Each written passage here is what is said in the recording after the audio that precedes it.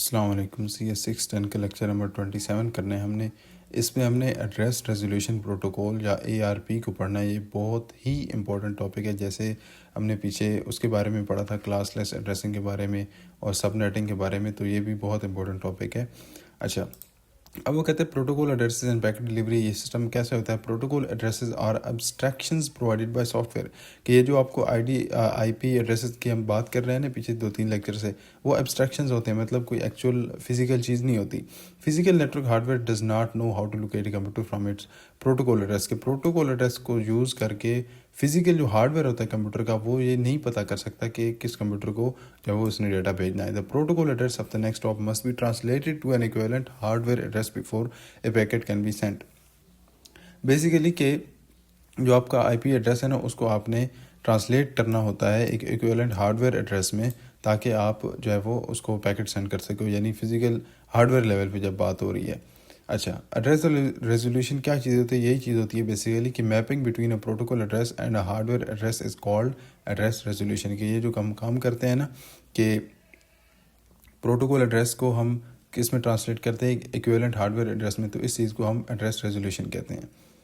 A host or router uses address resolution when it needs to send a packet to another computer on the same physical network. کہ ایک host یا ایک router تب address resolution کو use کرتا ہے جب اس نے ایک پیکٹ بھیجنا ہے، ٹھیک ہے، ٹو اے کمپیوٹر اندر computer on the same physical network. کہ اگر سیم فزیکل نیٹورک میں ہے تو وہ ایڈریس ریزولوشن کو یوز کرتا ہے. A computer never resolves the address of a computer that attaches to a remote network. ایک کمپیوٹر ایک ایسے کمپیوٹر کے ایڈریس کو ریزالو نہیں کر سکتا جو کہ کسی ریموٹ نیٹورک سے کنیکٹ ہے. مطلب کہ اس سیم نیٹورک میں اگر کمپیوٹر نہیں ہے تو وہ اس کے ایڈریس کو ریزالو نہیں کر سکتا، یعنی ایڈریس ریزولوشن نہیں کر سکتا.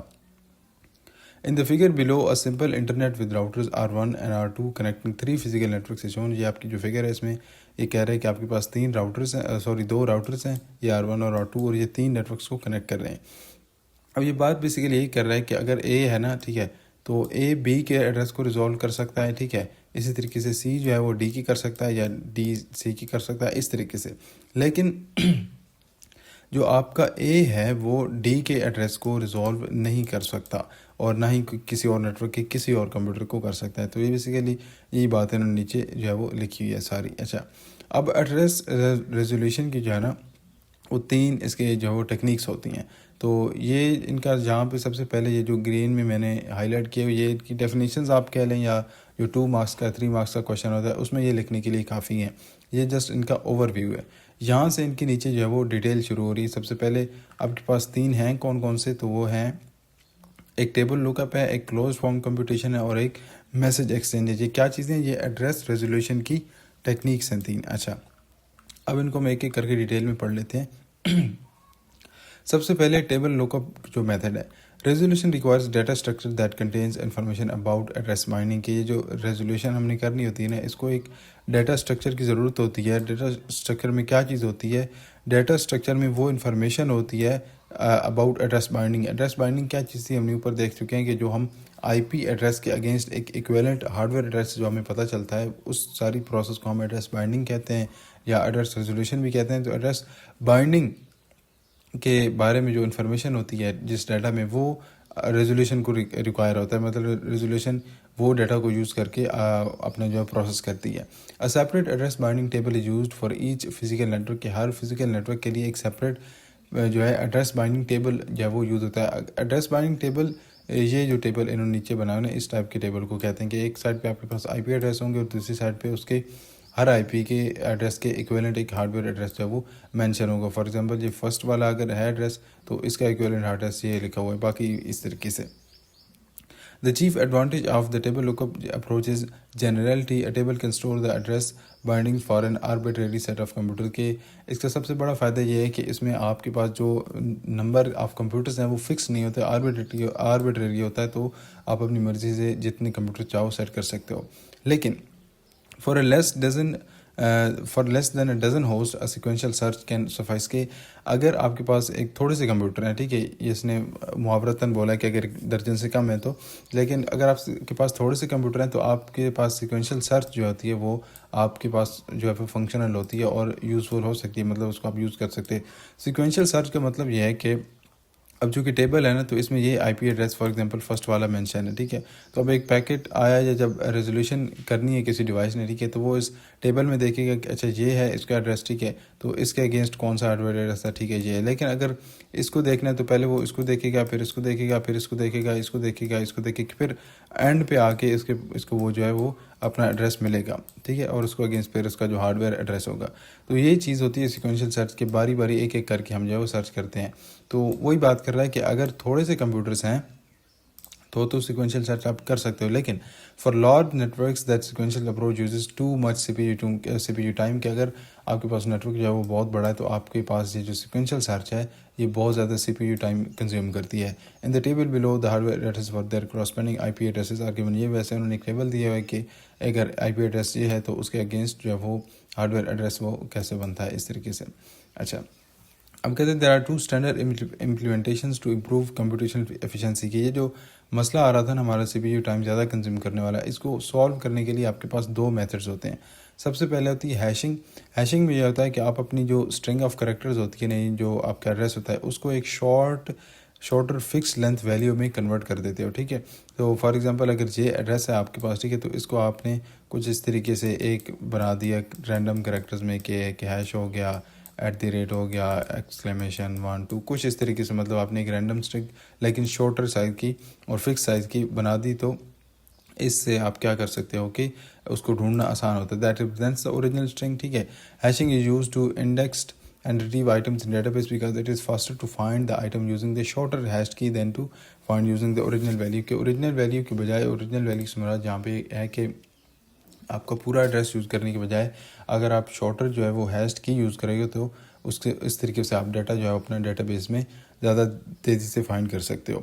It is also used in many encryption algorithm. کے جو ہیشنگ ہے یہ انکرپشن الگوریدم میں بھی یوز ہوتے ہیں. انکرپشن بیسیکلی اگر آپ کو یاد نہیں ہے، میں نے کسی پچھلے لیکچر میں شاید بتایا بھی ہوگا کہ آپ کا جو اوریجنل ورڈ ہوتا ہے نا، اوریجنل چیز ہوتی ہے، فار ایگزامپل یہ ورڈ لکھا ہوا ہے اوریجنل، ٹھیک ہے، تو اس کو انکرپٹ کر کے آپ کیا کر سکتے ہو کہ ایسے رینڈم کریکٹرز میں یا وہ چینج کر دو گے 2 ہیش ایکسکلیمیشن 1 L کچھ بھی اینی تھنگ، ٹھیک ہے. تو ایک رینڈم کریکٹر میں تو اس چیز کو ہم بولتے ہیں انکرپشن، کہ تاکہ وہ اگر آپ کا میسج کسی کو ملے گا ویسے ہی تو وہ اس کو ریڈ نہ کر سکے. بہرحال اور پھر دوسری سائڈ پہ آپ کی جا کے میسج وہ ڈیکرپٹ بھی ہوتا ہے. تو کہتا ہے کہ یہ جو ہیشنگ والی ٹیکنیک ہے نا، کہ ہم اوریجنل ویلیو کو شارٹ فکس لینتھ ویلیو میں چینج کر دیتے ہیں یا یوز کرتے ہیں، تو یہ انکرپشن الگوریدم میں بھی یوز ہوتی ہے. اب ڈائریکٹ انڈیکسنگ کیا ہوتی ہے؟ It is less generally known technique. یہ اتنی زیادہ جو ہے وہ مشہور نہیں ہے. It is possible only in cases, جہاں پہ انہوں نے ٹاپک کیا از نہیں ہے، جہاں پہ ان کیسز ہوگا. تو ان cases where protocol address are assign from a compact range. کہ اگر آپ کے پاس رینج تھوڑی سی ہے تو پھر تو آپ ڈائریکٹ انڈیکسنگ کر سکتے ہو، ٹھیک ہے. In example shows and how look for classic, کہ آپ نے جو ہے وہ لاسٹ والا جو ہوسٹ تھا اس کو چیک کیا اور اس کے اگینسٹ پھر آپ نے ایڈریس جو ہے وہ ڈھونڈ لیا. لیکن یہ بھی اگین یہ ہے کہ آپ کے پاس جو ہے رینج اگر ہے وہ ایک کمپیکٹ رینج ہے، مطلب یہ نہیں کہ بہت بڑے نیٹورک میں آپ کے پاس یہ چیز جو ہے وہ ایفیشینٹ نہیں ہے زیادہ. اچھا، اب لاسٹ پہ ہے آپ کے پاس بلکہ لاسٹ پہ میسج ایکسچینج ہے. تو اس سے پہلے کلوزڈ فارم کمپیوٹیشن ہے.